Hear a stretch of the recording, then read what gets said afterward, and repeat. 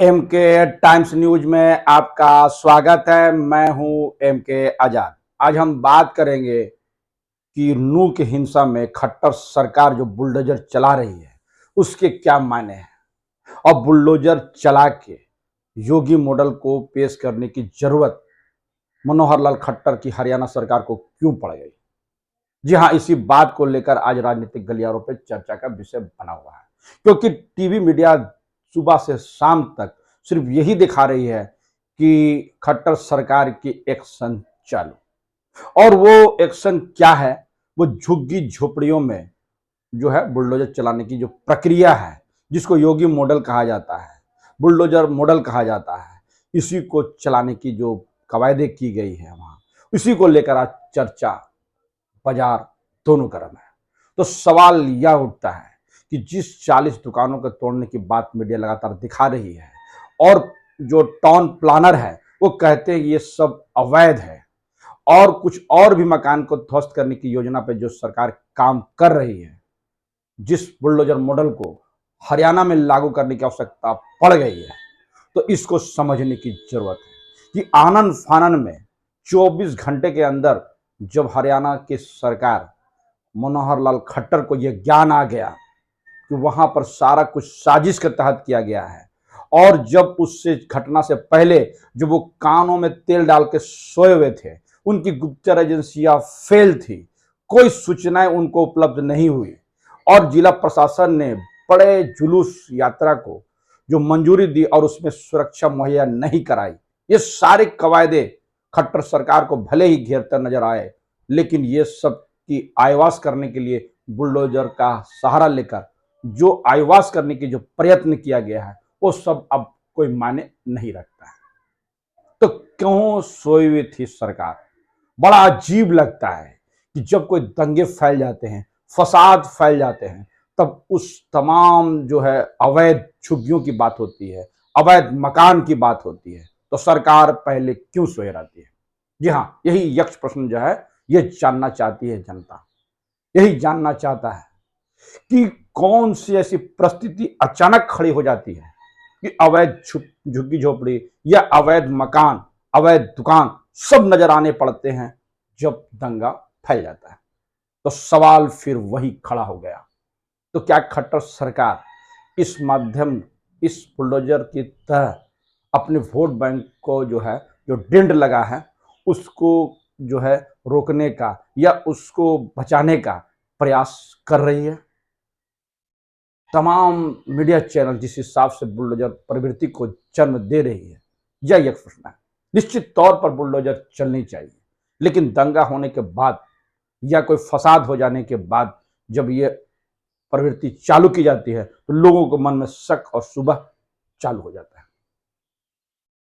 तो सवाल यह है कि इस बीच में यह भी बात कही गई कि कुछ झोपड़ियों में रोहिंग्या थी। जी हाँ, रोहिंग्या की एंट्री भी इस बात की ओर इशारा करती है कि सरकार के नाक के नीचे रोहिंग्या जो है झुग्गी झोपड़ियों में रह रही थी और खट्टर सरकार को इसकी भनक तक नहीं लगी।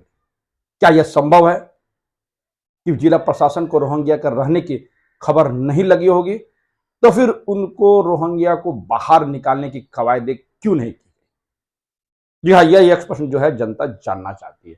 मैं कह सकता हूं कि पूछता है भारत। जी हाँ, तो उस रोहिंग्या की एंट्री के बाद यह स्पष्ट हो गया कि आज भी रोहिंग्या और बहुत बड़े पैमाने पर बांग्लादेशी घुसपैठिए भारत में रह रहे हैं। याद कीजिए, रोहिंग्या को और बांग्लादेशी घुसपैठियों को बाहर निकालने के लिए बड़े बड़े दावे किए गए थे, बड़ी बड़ी बातें की गई है।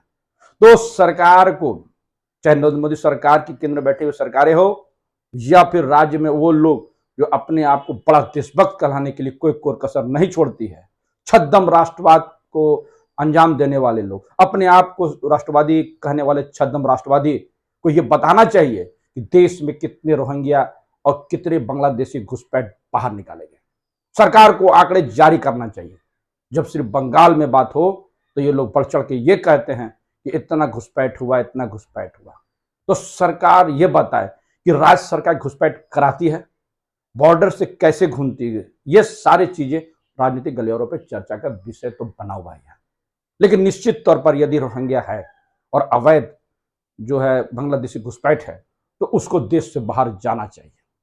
लेकिन सिर्फ चुनाव के वक्त, क्योंकि अनकरीब जो है हरियाणा में भी चुनाव होने वाले हैं, और अंदर खाने की जो रिपोर्ट बता रही है वो हरियाणा सरकार के लिए तो सब कुछ सही तो बिल्कुल नहीं बता रही है। तो क्या यही जो है डर उसको जो है बुलडोजर की तरफ मुतस्सिर कर दिया, उसी के तरफ उसको उसके जहन को दिखा दिया गया? ये सारी बातें राजनीति में चर्चा का विषय तो बना हुआ है। सरकार सोई रही, किस तरह से भड़काऊ बयानबाजी लोग मीडिया पे कहते चले गए और उसका प्रचार प्रसार हुआ बड़े पैमाने पे। जब इधर से भी जुलूस की जानकारी थी और उधर से भी मूवमेंट रोकने के लिए लोग जमे थे, तो ये सारी कारनामे सब तो खट्टर सरकार को ही की तरफ ये इशारा करता है कि निकम्मी सरकार तो है। लेकिन सवाल यह उठता है कि क्या खट्टर सरकार इसमें बदले जाएंगे? ये तो फिलहाल दूर दूर तक नजर नहीं आ रहा है, क्योंकि याद कीजिए जब मणिपुर 80 दिन से ऊपर चलता रहा तो सरकार की हिमाकत तो बिल्कुल नहीं हुई। तो फिर सवाल वही खड़ा हो जाता है कि खट्टर सरकार अपनी नाकामी छुपाने के लिए कितनी भी हथकंडे अपना ले, लेकिन देशभक्ति के जज्बा रखने वाले और सही से आम जनता जो लोग सब देख रही है वो खामोश है, और वो सब कुछ चुनाव में ही जवाब दिया जाएगा, ये मन बना के बैठी हुई। जी हाँ, पूरी सरकार जो है इस वक्त में कटघरे में खड़ा हुई है, और अभी तक जो मेन अभियुक्त है वो सब लोग अभी बाहर है, किसी की गिरफ्तारी नहीं हुई। बताया तो जाता है कि 200 से ज्यादा लोग गिरफ्तार हुए। मैंने पहले वीडियो में कहा था और फिर दोहराता हूं, ये सारी आईवास होता चला जाएगा और बड़ी मछलियां फंसेगी नहीं, सिर्फ छोटी मछलियां जो है इसमें फंस के छटपटाते हुए मर जाएगी। वही लोग जेल के सलाखों में सड़ते हुए नजर आएंगे, उनको छुड़ाने वाले कोई नहीं मिलेगा। लेकिन बड़ी मछलियां, जो लोग इसके जो है जिम्मेवार लोग हैं, चाहे दोनों पक्ष के लोग हैं, चाहे किसी भी पक्षों का हो, उस पर कार्रवाई नहीं होगी। ऐसी राजनीतिक गलियारों पर चर्चा का विषय बना हुआ है, क्योंकि इतने दिन बीत जाने के बाद भी जब हरियाणा सरकार मनु मानेसर को और लोगों को गिरफ्तार करने से नाकाम रही और राजस्थान सरकार भी मनु मानेसर को गिरफ्तार करने से नाकाम रही, तो कांग्रेस भी कटघरे में खड़ी है। इसको बोलने में कहीं हिचक नहीं होनी चाहिए। तो सवाल यह है कि इतने दिन बीत जाने के बाद भी जो अभियुक्तों के बारे में जो पुलिस तलाश कर रही है उसके गिरबान तक क्यों नहीं पहुंची? कौन सी ऐसी शख्सियत है और कौन से ऐसे लोग हैं जो ऐसे तत्वों को पनाह तो देता है, पोषण तो करता है और हर तरफ से सुरक्षा मुहैया कराता है? तो सवाल यह कभी नहीं आएगा सामने कि ऐसे लोगों को पोषण कौन दे रहा था, ऐसे लोगों को जो प्रोत्साहन कौन दे रहा था, कौन लोग उसको छिपा रहा था। इस सारी बात राजनीतिक गलियारों में चर्चा का विषय बना हुआ है। तो सवाल फिर वही खड़ा है कि क्या खट्टर सरकार को जब अवैध झुग्गी आज नजर आई तो इतने दिनों के बाद वो उसको देखने में नाकाम क्यों रही? क्या प्रशासन की ये नाकामी नहीं रही? आज जो टाउन प्लानर जागे वो इतने दिनों से कहां सोए हुए थे?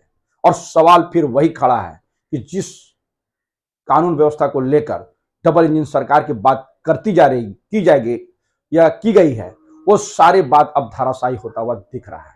क्योंकि मणिपुर में भी तो सरकार डबल इंजन की है, और केंद्र की सरकार के बावजूद दिल्ली में जब ट्रंप के आने के बाद दंगे भड़क गए तो यह स्पष्ट हो गया कि सरकार चाहे मणिपुर की हो चाहे वो आपकी हरियाणा की सरकार हो, डबल इंजन की सरकार भी अब लोगों को सुरक्षा मुहैया कराने में नाकाम रही है। ये जो कवायदे की गई है ये सब 2024 के चुनाव से पहले उल्टी दांव की तरफ लोग इसको देख रहे हैं। और हद तो तब हो गई जब जाट समुदाय के लोग बड़े पैमाने पर सोशल मीडिया में आके अपने समुदाय को इस दंगे से अलग रहने की जो बात लगातार कहते चले गए, चाहे महिलाएं हो चाहे पुरुष हो, जिस दिलेरी के साथ जाट समुदाय ने जो इस दंगे को रोकने का काम किया वो काबिले तारीफ है। तो सवाल फिर उठता है कि क्या जाट समुदाय केंद्र सरकार की नरेंद्र मोदी से नाराज है? इसको समझने के पहले, और हरियाणा सरकार से नाराज है, इसको समझने से पहले उनके आंदोलनों पर गौर करना होगा। जब मुजफ्फरपुर नगर जो दंगे हुए, मुजफ्फरपुर नगर के जो दंगे हुए, तो उस वक्त में जो जाट समुदाय के लोग आए, कई लोग आज भी जेलों में पड़ा है, और सारा ठिकाना जाट समुदाय को दे दिया गया था, ऐसा जाट समुदाय के लोग अब कहते हुए नजर आ रहे हैं। उसके बाद जब किसान आंदोलन की बात हुई तो जाट समुदाय की जो भावनाएं आहत हुई और पूरी आंदोलन को जाट और सिखों का आंदोलन बताया गया, जबकि ये लोग किसान के रूप में वहां मौजूद थे।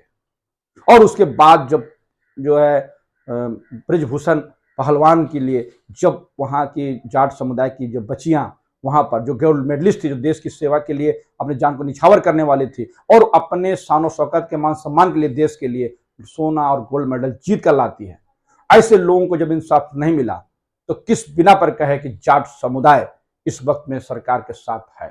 तो निश्चित तौर पर इसी की वानगी है जिसकी परेशानी हरियाणा सरकार स्पष्ट देख रही है और जो पश्चिम का प्रदेश उत्तर प्रदेश में है इसका खमियाजा भी अब भुगतते हुए नजर आ रही है। तभी तो बात है कि जयंत चौधरी को जब सरकार जो है केंद्र मंत्री बनाने का ऑफर दिया तो जयंत चौधरी ने इसे इनकार किया। इसके पीछे भी जाट समुदाय का एक मत था जो ये चाहता था कि जयंत चौधरी कभी वहां मंत्री नहीं बने। तो ये सब राजनीतिक गलियारों पर चर्चा का विषय बना हुआ है। तो सवाल फिर वही खड़ा है कि इसको रोकेगा कौन? इस तरह के दंगे रुकना चाहिए तो रोकेगा कौन? और क्या सरकार इस तरह का जो है बुलडोजर अभियान चला के अपने गुनाहों पर पर्दा डालने की कोशिश कर रही है, या सिर्फ चंद झुग्गी झोपड़ियों को या फिर उनके दुकानों को अवैध बना के तोड़ देने से क्या इस दंगे का गुनाह धुल जाएंगे? या एक प्रश्न लोगों के बीच में बना हुआ है। तो हमारा ये वीडियो कैसा लगा अपने कमेंट्स बॉक्स में जरूर कमेंट्स करें और जिन्होंने अभी तक हमारे न्यूज़ को सब्सक्राइब नहीं किया उसे निवेदन है कि सब्सक्राइब कर दे। नमस्कार।